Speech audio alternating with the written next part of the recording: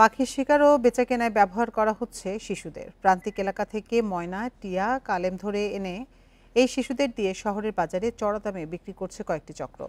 ঢাকার হেমায়েতপুর বাজার, মিরপুর, কাপ্তান বাজারে বসছে পাখি বেচাকেনার হাট। বন বিভাগের নিয়মিত অভিযানেও কমছে না পাখি বিক্রি। প্রাণী গবেষকরা বলছেন, সাধারণ মানুষের পাখি পোষার প্রবণতা কমাতে হবে। প্রতি বৃহস্পতিবার সাভার হেমায়েতপুর বাজারে বিক্রি হয় পাখি। এখানে কবুতর, হাঁস, মুরগির আড়ালে বিক্রি হচ্ছে দেশীয় বিলুপ্তি প্রজাতির পাখি। বুনো, ময়নাটিয়া, কালেম পাখি আনা হয় এখানে। বন বিভাগের অভিযানে খবরে পাখি রেখেই পালিয়ে যায় বিক্রেতা। বন্যপ্রাণী অপরাধ দমন ইউনিটের পরিদর্শক জানান, বড় গাছ, জলাশয়, পাহাড়ি বন থেকে এই পাখি ধরে আনে কয়েকটি চক্র।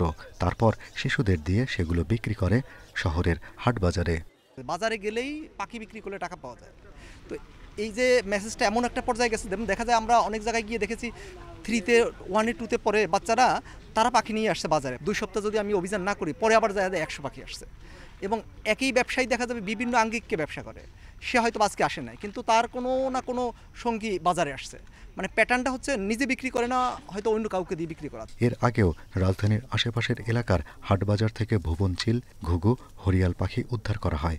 এমন জব্দ করা 72টি পাখি ও কচ্ছপ জাহাঙ্গীরনগর বিশ্ববিদ্যালয়ের প্রাকৃতিক পরিবেশে মুক্ত করে দেয়া হয়। প্রাণী গবেষক আব্দুল আজিজ জানান, পাখি পোষার চর্চা একসময় এই উপমহাদেশ জুড়ে ছিল, তবে এখন এদের অস্তিত্ব বিলুপ্তির মুখে। পাখি পালা হচ্ছে একটা শখের বিষয় হিসেবে অনেকে কিন্তু করে থাকে। ফলে আমার ওই জায়গাটাতে হাত দিতে হবে যে এটা আসলে বনের একটা প্রাণী, প্রকৃতির একটা প্রাণ। এবং আমরা বলি যে বনেরা বনে সুন্দর, শিশুরা মাতৃক্রোড়ে। মানে কি? তার মানে হচ্ছে যে প্রকৃতির কাছেই সব কিছু আসলে ছেড়ে দিতে হবে। এটা বন্দি করে রাখার মধ্যে কোনো ধরনের কিন্তু কৃতিত্ব নাই এবং মজাও নাই। বন্যপ্রাণী সংরক্ষণ আইনে দেশীয় বন্য পাখি শিকার, পোষা, বিক্রিতে 50,000 টাকা অর্থদণ্ড বা 1 বছরের জেলের বিধান রয়েছে। Shahriar Anirban, independent news, Dhaka.